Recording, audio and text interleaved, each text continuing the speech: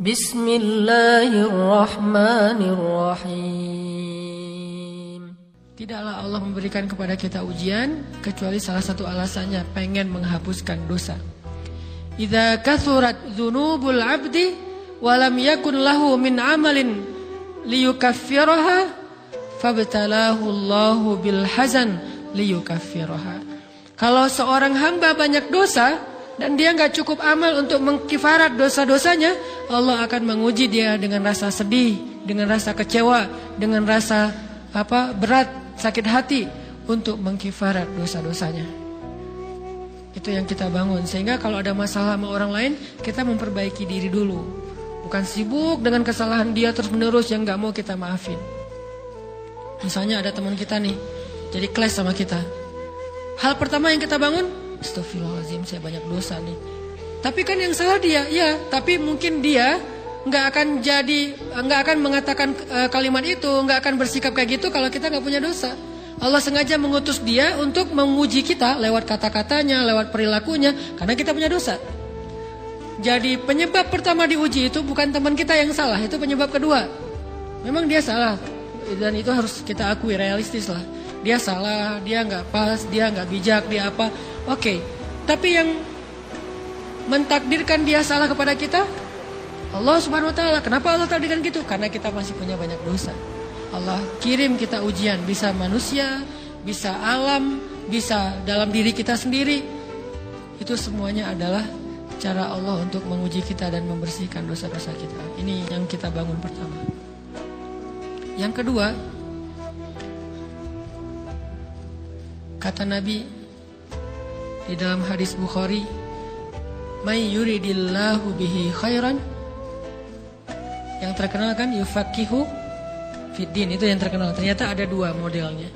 Ada may yuridillahu bihi khairan yufaqihu fiddin. Siapa yang Allah pengen kasih dia kebaikan agama, kebaikan, Allah akan buat dia mengerti halal dan haram. Itu berarti Allah sayang sama dia. Ini satu model hadis. Ada model yang kedua, mirip redaksinya.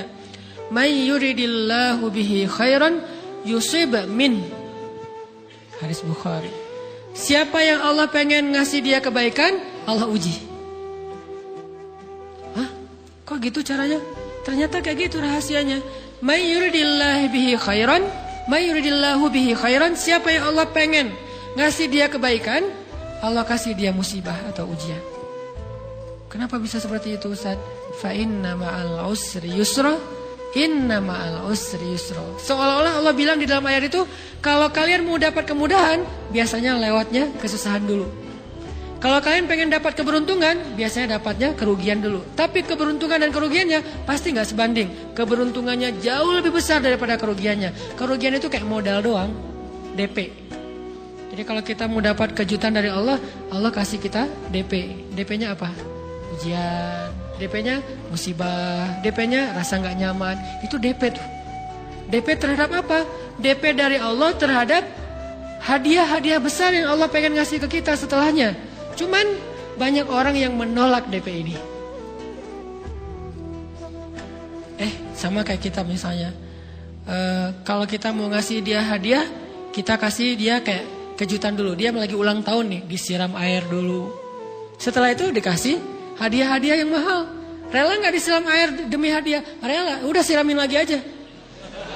Kalau setelahnya ada hadiah. Yang kita gak rela, kalau setelah disiram, disuruh bersih-bersih sendiri dan gak dikasih apa-apa. Kan gak rela tuh. Berarti ini bab iman. Yakin gak kalau Allah tetap ngasih hadiah? Kan sabar dan iman itu ternyata tahu aman, kembar. Kalau kita yakin Allah ngasih hadiah setelah ngasih kita DP ujian, ya kita akan sabar. Gak apa-apa deh, bentar lagi mau dikasih hadiah, digini-giniin juga gak masalah. Dibully, diapain sama Allah, biarin aja. Ya Allah saya sabar, kan bentar lagi mau dikasih hadiah nih. Ini masalah yakin. Tapi kalau kita gak yakin, apa sih maunya Allah gitu kan? Begitu kalimat ini keluar, maka yang muncul setelahnya adalah mengeluh, berputus asa, dan gak akan sabar menghadapi ujian. Ujian, kata Nabi, may yuridillahu bihi khairan. Siapa yang Allah pengen kasih hadiah, siapa yang Allah pengen kasih kejutan, siapa yang Allah pengen kasih pertolongan, siapa yang Allah pengen kasih kebaikan, yusib min. Allah akan uji dia dulu. Ini sunnatullah. Sehingga kalau kita lagi diuji, yang kita lihat jangan ujiannya, apa setelah itu. Gimana ngelihatnya Ustaz nggak kelihatan? Dengan mata hati. Istafti qalbak, tanya kepada hatimu, kelihatan nggak? Dengan mata hati. Gimana ngelihat dengan mata hati? Dengan iman. Saya percaya Allah pasti ngasih kebaikan setelah ini. Orang Allah sendiri yang ngomong, nggak ada satu huruf pun di Al-Quran yang salah, apalagi satu ayat, apalagi 2 ayat. Fa inna ma'al usri yusra, ditegesin lagi, inna ma'al usri yusra. Tapi usr dulu, baru yusr. Dikasih kesusahan sedikit, dikasih kemudahan yang banyak. Dikasih kesusahan sedikit, dikasih kemudahan yang banyak.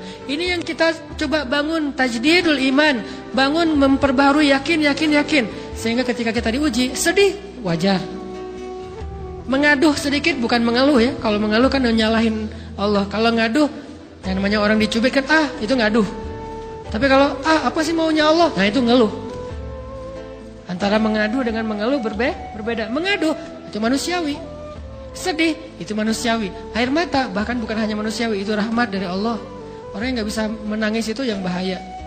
Kalau kita masih bisa menangis, berarti kita masih peka hatinya. Bukankah anak kecil paling sering menangis? Berarti hatinya peka. Siapa lagi selain anak kecil yang paling sering menangis? Cewek. Cowok itu emang gak punya perasaan, makanya jarang nangis. Cewek dikit-dikit nangis. Jangan bilang, cemen banget sih nangis, cengeng apa. Enggak, karena dia perasaannya lebih peka dari kita. Itulah kenapa Allah menitipkan bayi kepada perempuan. Kalau dititipin ke laki-laki, hancur.